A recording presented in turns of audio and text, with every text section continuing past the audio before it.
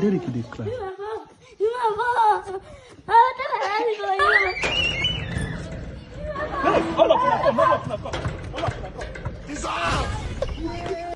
Jesus. Jesus.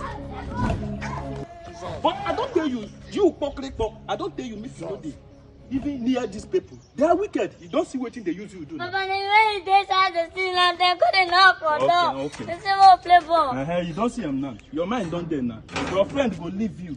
If once they say they in a worse situation, you don't see your best friend at first. See as he take, they play you. And they hear you, they cry, sis. I just leave you because I know say, make they use you play like this, make you learn something. Come right here.